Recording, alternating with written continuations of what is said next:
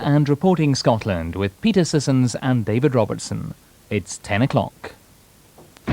Election countdown to June the 7th as Tony Blair finally names the day. But voter apathy is the fear as he says he takes nothing for granted. Despite the polls, William Hague insists Labour can be defeated. The man accused of killing Jill Dando, the crucial forensic evidence. And the pain in Spain as Leeds crash out of Europe. Here, Blair names the day. Scotland's parties prepare for the first post-devolution general election. And Scottish Justice under fire as a major investigation is announced into the handling of the Chocar case.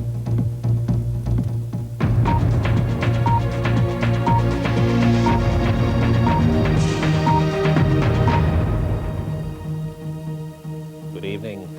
Just over 4 years after his election landslide, Tony Blair has named the day when he'll try to do it again and become the first Labour leader to win a second consecutive full term. He chose an audience of South London school children to confirm it'll be June the 7th and to warn his party that this time no vote can be taken for granted. The other party leaders were out campaigning even as he spoke, with William Hague accusing the Prime Minister of running away from Labour's record. Our political editor Andrew Marr on the day's events. This is the stately, silent dance of the British Constitution in action. Lunchtime, and Tony Blair goes to ask the Queen to dissolve Parliament, allowing a general election. The foot and mouth crisis is under control, the sun is shining, no one's surprised. But this general election is going to break records. It's just we don't know which ones. That record second full term for Labour. The record for the lowest turnout in our democratic history. Or a record upset big enough to put William Hague into this car in 4 weeks' time. The campaign already feels different. The Prime Minister waited until a surprise afternoon visit to a girls' comprehensive school in South London before revealing the worst-kept secret of the day. Earlier today, I saw the Queen at Buckingham Palace to ask for a dissolution of Parliament so that there can be a general election on the 7th of June. This audience is too young to take part in it and not used to political speeches. But Mr. Blair's bigger battle is also with apathy and to convince people that he has made a difference. And no government of change in any country that I can think of has done it all in one programme, one budget, one term of office. 4 years has given us the chance to build foundations, but the work now has to go on. There is a lot done. There is a lot more to do, and there is a lot at stake in this election. Meanwhile, a classic New Labour event, rather church-like in tone, stage-managed, and strictly no questions from the media, thanks. Over in Watford, meanwhile, William Hague's first moments of campaigning were a stark contrast. The pollsters say the Tory leader's the outsider, and this certainly felt like old-fashioned street politics compared to the Labour machine, and with very different messages. And most of all, we're going to make sure that we still have the power to govern ourselves in this country, because that is being taken away. He's been accused of banking on the Tory faithful and hoping for apathy elsewhere. Not true, he told me earlier. I do want people to get out and vote. Take an interest. Take part. It's the government that wants you to think you don't have a choice. And as you can see, all around me are dozens of people phoning people across the country, phoning thousands and thousands of people a day from now on, encouraging them to vote and to take an interest in the election. Plenty of interest a few hundred yards away where Charles Kennedy had his Liberal Democrat battle bus ready for a barnstorming tour which starts tomorrow by plane. 11 visits in just 3 days. You can conduct yourself in opposition before a campaign and during it in an irresponsible way. You can be negative, you can be destructive, and you can play on people's fears. Or, as an opposition party in British politics, you can be positive, you can be constructive, and you can address people's aspirations. There are big differences between these three leaders on the future of our social services, our taxes, and Britain's place in the world. And is this election a foregone conclusion? Well, no one's voted yet. Andrew Marr, BBC News, Westminster. In Scotland and Wales, the Scottish National Party and Plaid Cymru have both launched their campaigns promising what they call real choices for voters in Wales and Scotland. We will be campaigning on the real issues that affect people. The fact that the economic performance in Wales lags behind other parts of the United Kingdom, particularly, of course, given the fact that Welsh GDP has fallen under Labour and the gap between rich and poor has widened. And we'll also be campaigning on decent public services, the health service, education, transport, and decent pensions for people. Our commitments to ensure that we end postcode treatment and that we put into place 1,500 more nurses to assist in the provision and delivery of care in our communities will be fundamental to the message the SNP puts forward as we argue that we stand for Scotland in this forthcoming general election campaign. Behind the first day's careful choreography, the parties all have a message they want you to hear, and they'll repeat it throughout the campaign. Our political correspondent Nick Robinson on the main themes of the days ahead. Constitutional niceties out of the way, first photo opportunity complete, Tony Blair returned to Downing Street this afternoon. From now on, nothing in this election will happen by chance, not at least if the parties can possibly help it. Trust me will once again be Tony Blair's message, not out of touch, not arrogant, but still the same guy you put your faith in 4 years ago, like here at a pub quiz in his constituency. It's where you discover the full extent of your own ignorance. Labour's saying, in effect, yes, we've made mistakes, yes, we've sometimes disappointed, but give us time and we'll get the job done. This head teacher in South London needs some convincing. Maggie Ayres didn't expect that under a Labour government she'd have to send kids home because of teacher shortages. I think many teachers felt that things would improve quite dramatically. And I think the government and Mr Blair's, it was a genuine intention. But I think the reality has proved otherwise. Labour's spin doctors know they've got to counter that sense of letdown. They've got their answer ready. No government can change Britain the way people might want in just one term.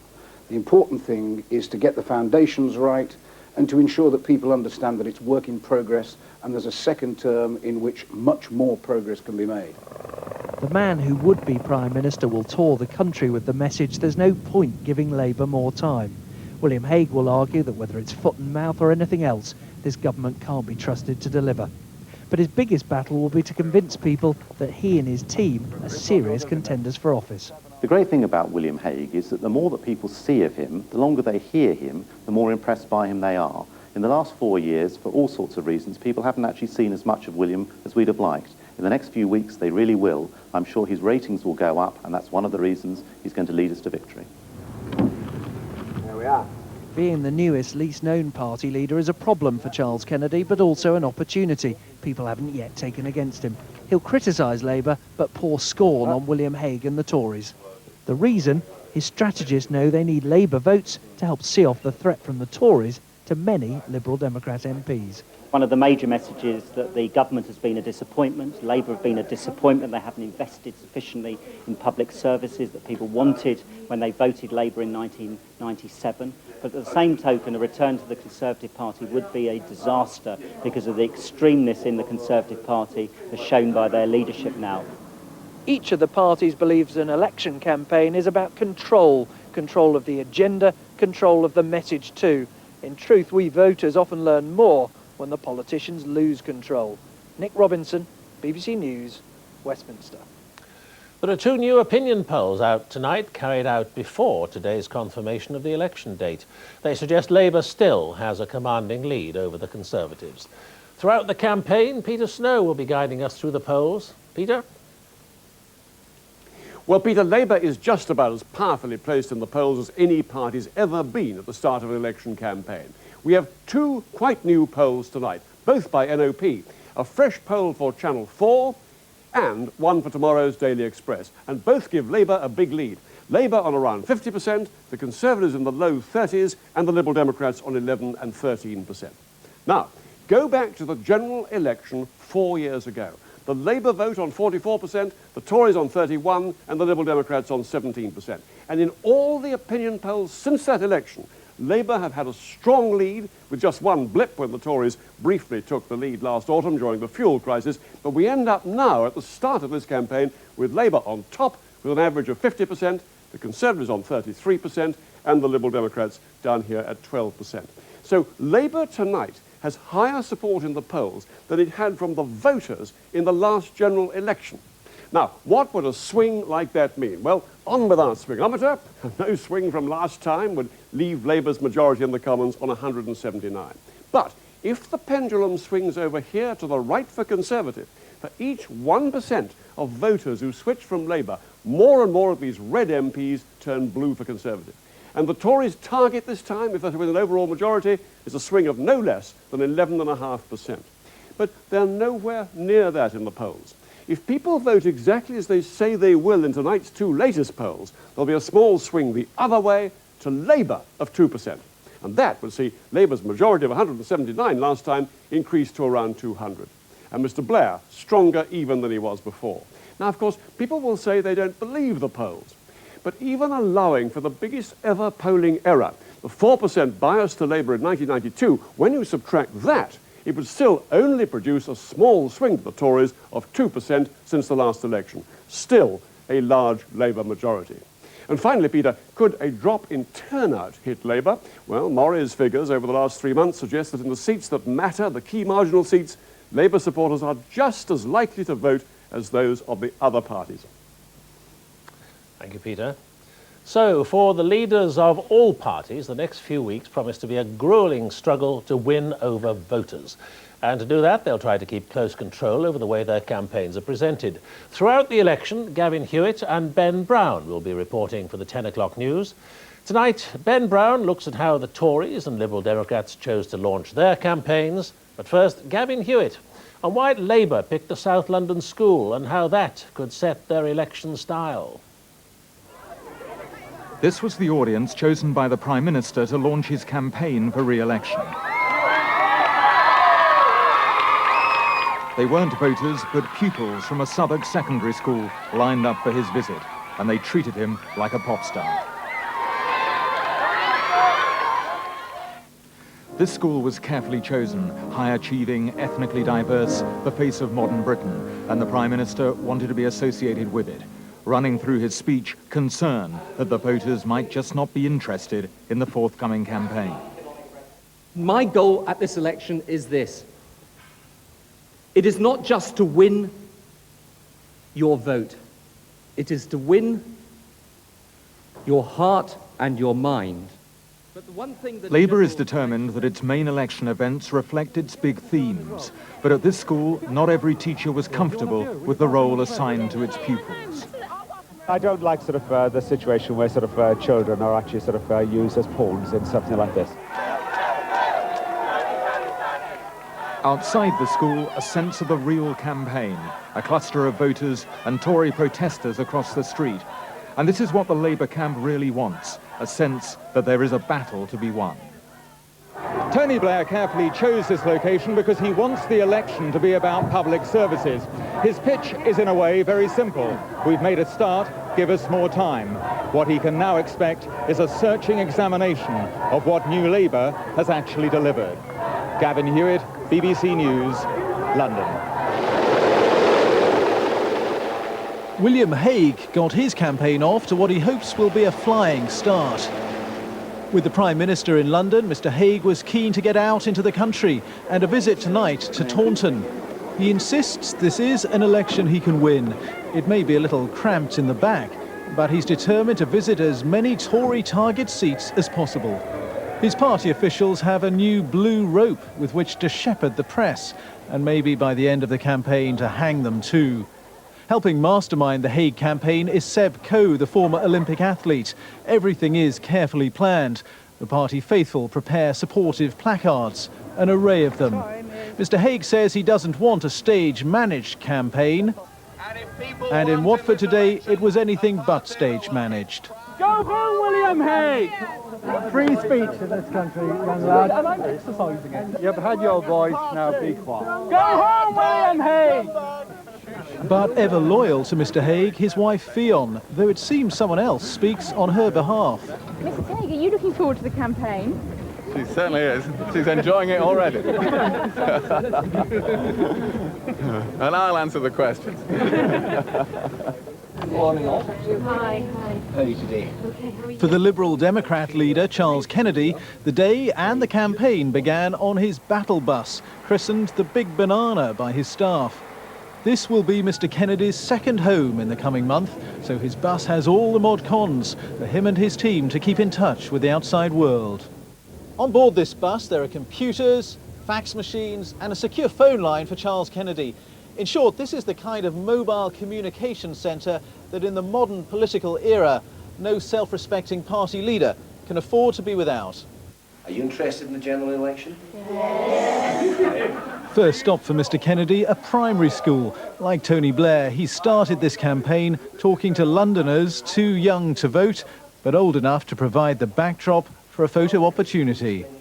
One thing's for sure, and that's that campaign managers of all the parties will be laying on plenty more moments like these. Ben Brown, BBC News, South London. And I'm joined now from Downing Street by our political editor, Andrew Marr. Andrew, on today's evidence, what struck you most about the battle to come and the ground on which the parties want to fight? Well, I think it's very interesting already. The sort of common wisdom only a few weeks ago was pretty simple. The Conservatives wanted to fight this election about Europe and the euro. Labour and the Liberal Democrats wanted to talk about the economy and about public services, though they've got very different views on that, and that's where it would be. But it already seems very different. I think Labour feel that William Hague has exposed a bit of a flank, that he is so hostile to aspects of European integration that they can paint him as someone who wants to pull out of Europe, and they therefore will join battle on Europe. And on the other side, the Conservatives feel that the burden of taxation is really quite a strong issue for them now. And also the sense that public services, whatever Prime Minister says about the foundations, really haven't advanced nearly enough over the last 4 years. So I think we will look back at the end of this campaign and it will be dominated by Europe and Britain's place in the world on the one hand, and as ever with general elections, by the economy on the other. Now, all this talk of voter apathy, is Tony Blair genuinely worried that it could cost him his huge majority? Oh, he certainly is. Not that it would cost him the whole majority, but that he could do him huge damage. Don't forget that he and the other people sitting planning this election in number 10 were sort of brought up on defeat after defeat after defeat for the Labour Party.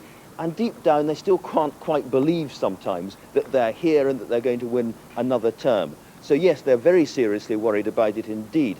But I think it's going to come down to the kind of campaign we get. If all sides are sort of sneering and smearing and going at each other, then voters may very well turn off. If this is a totally controlled election, a smooth machine election, voters will turn off. But that's not how elections tend to be. I mean, you know, it is perfectly possible that things will start going wrong pretty quickly for everybody. Andrew Marr, thank you. And Newsnight on BBC Two at 10:30 includes the start of Jeremy Vine's own battle bus journey across the UK, talking to voters from John O'Groats to Land's End.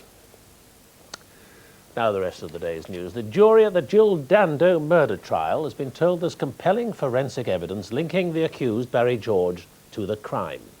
The prosecution claimed that a tiny particle found in his coat pocket came from the gun which killed the TV presenter. She was shot on the doorstep of her West London home 2 years ago. Barry George denies the charge. Day 2 of the trial of Barry Michael George, and from the prosecution, details of what it says is important forensic evidence linking the defendant to the scene of the murder. On the day of her death, Jill Dando was wearing a long Macintosh. It was photographed by closed-circuit television cameras in shops she visited shortly before she was killed.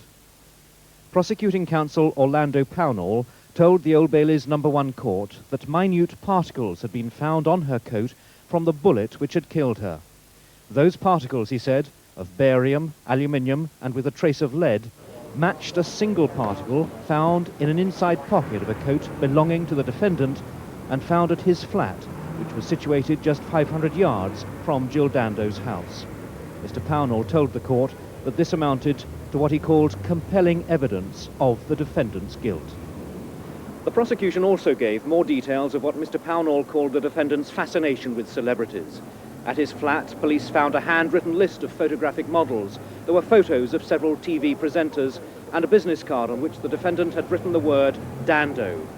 Recalling the eyewitness testimony, the defendant's interest in firearms, his attempt to construct what he called a false alibi, Mr. Pownall said the components are collectively unique. Then he added this: although this defendant may not have had a rational motive, it was this defendant who shot Jill Dando. The trial continues. Nicholas Witchell, BBC News, at the Old Bailey. Ronnie Biggs's son has denied that the train robbers returned to Britain purely to get free medical treatment. A tearful Michael Biggs told a news conference that his father wanted to end his days in the country he still thought of as home. And he insisted that he wouldn't benefit directly from payments by a newspaper. For Ronnie Biggs, these were his final moments of freedom. Minutes after the plane touched down, he and his son Michael were confronted by detectives who boarded the aircraft. Morning. Ronald Arthur Biggs. Morning to you. Are you born the 8th of August 1929? Yes? Well, I'm John Coles, Detective Chief Superintendent of New Scotland Yard. Please, Ronnie Biggs has had 3 strokes and could barely speak, but he knew what was coming. Ronald Arthur Biggs, I'm now going to formally arrest you. Filmed on his arrival yesterday, he was helped off the plane by his son Michael, who's been brought up by Biggs. Today, Michael said any money from the Sun newspaper won't go to Biggs directly, but to his family and to pay legal fees. At the age of 71, and fearing that the end of his life is closed, he has chosen to voluntarily return to this country. This decision was contrary to my wishes, and neither myself nor his family and friends in Brazil can talk him out of it. I'm sorry. Michael denied his father came back simply to receive health care.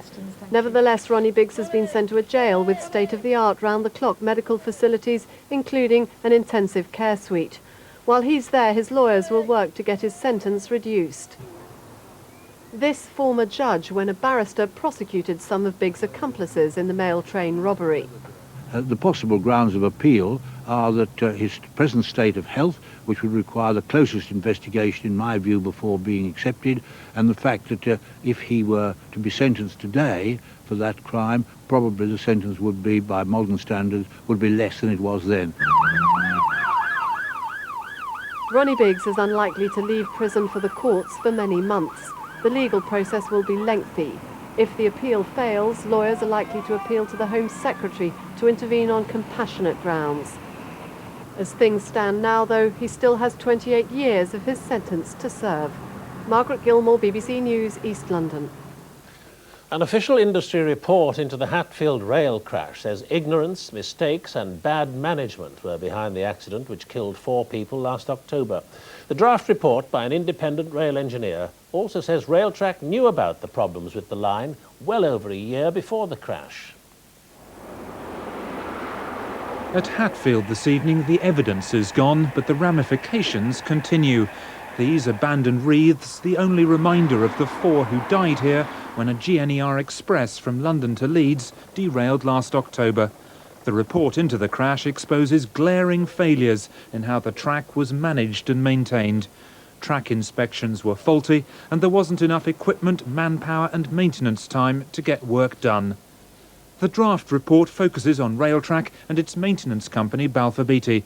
It says cracks in the rails at Hatfield were first spotted in 1998, but replacement work was delayed 8 months by mistakes. Engineers were ignorant of the danger of gauge corner cracking, which can cause rails to break. GNER has said it's horrified at the revelations. Passenger groups hope the report won't be in vain. We knew that Railtrack had failed in their duty to maintain the network to proper standards. This report is a damning report. No doubt at Railtrack they'll be looking at it very closely, and I hope that lessons will be learned from it. The report even says one track inspector used to inspect from a line-side ditch where he couldn't see the rails clearly. He hadn't been told that cracks were already known to exist. The draft report leaked today reveals a catalogue of errors, but it doesn't lay blame. It'll be up to the police and the Crown Prosecution Service to decide whether to bring charges either for corporate manslaughter or breaches of health and safety law. Simon Montague, BBC News, Hatfield. The Ulster Unionist leader David Trimble says that he'll resign as Northern Ireland's First Minister if no progress is made on the decommissioning of IRA weapons by the start of July. Downing Street said the ultimatum was highly regrettable, and it's been criticised by the rival Democratic Unionists as well as Sinn Féin and the SDLP. This was a personal statement to the Northern Ireland Assembly, which was totally unexpected, about a letter containing a political time bomb. Mr. Speaker, I have this day signed and lodged with you a letter resigning as First Minister as from 1 July 2001. The derision came from the benches of the Democratic Unionist Party, which saw the move as election grandstanding. If David Trimble wants to be taken seriously, and he isn't by the Unionist electorate, let him resign today. Let him come to this Assembly today and resign. But at a news conference later, Mr. Trimble summed up what he expects on the decommissioning front from the IRA. To put its weapons beyond use completely and verifiably in such a way as to maximise public confidence. That's what they said they would do, that's what they have to do. The only Sinn Féin leader who's spoken of his own involvement with the IRA described the move as disastrous. I can say, I think without fear of contradiction, that if David Trimble persists with his line, in my view, he will never see decommissioning. The remit of General John de Chastelain and the decommissioning body runs out in June. He must be able to report some progress before then to avoid the looming crisis. This is possibly the biggest gamble Mr. Trimble has taken since the Good Friday Agreement was made. He's trying to silence the critics in his own party, appeal to the Unionist electorate, and pressurise Republicans all in one go. If the gamble fails, the repercussions for the process could be enormous. Dennis Murray, BBC News, Stormont. The United States is preparing to drill for oil in Alaska's unspoilt Arctic wilderness, one of the world's most fragile ecosystems. The Bush administration wants to give oil companies the go-ahead, despite the fears of environmentalists and some local people. Alaska is America's most undeveloped state, and wildlife within the Arctic Circle is protected by a national refuge. But its coastal plain is thought to be rich in oil, and huge corporations have lobbied hard for the right to exploit it. From Alaska's Arctic, Richard Lister has sent this special report. This may be the most pristine wilderness in America. The Arctic National Wildlife Refuge, or ANWR, is a haven for muskox, wolves and caribou. On the edge of ANWR, a tiny village is trying to keep the oil companies out. This community has lived off the caribou passing through the refuge for thousands of years. The animals provide almost all their meat, but the proposed oil drilling would take place in the heart of the caribou calving grounds. It's a big development, might work for a short time, and then there probably won't be no more caribou. A caribou hunt is underway. This is what the hunters would expect to see at this time of year, but the herd is late. They haven't spotted a single animal. Here they suspect that existing oil development in Alaska is already affecting caribou migration. Industrial sprawl in the Arctic. They've been drilling on Alaska's north coast for 30 years, but the oil is slowly running out. President Bush says America needs the deposits inside the wildlife refuge. Environmentalists say such development could ruin it, but surprisingly perhaps, most native people here on the coast support the plan. This is the northern tip of ANWR, and if they get permission, it's here that the oil companies will drill. It looks like this for most of the year, an empty wilderness with ice stretching all the way to the North Pole. But the people who live here say extracting the oil that lies beneath is their best hope for survival. In the village of Kaktovik, the school and other facilities were paid for by oil industry taxes. New drilling here would bring in more money, and they need it. Herman Aishana told me they still don't have a proper sewage system. Some of the buildings have sewage tanks, and we have to empty those 7 days a week. And we need funding, we need help. The fate of this refuge has become a key test of President Bush's approach to the environment. And now his message is that America needs oil more than wilderness. Richard Lister, BBC News in Alaska's Arctic. Leeds United didn't strike it rich tonight. They failed in their bid to reach the Champions League final. In tonight's semi-final second leg in Valencia, they lost by 3 goals to 0. From Valencia, Kevin Geary.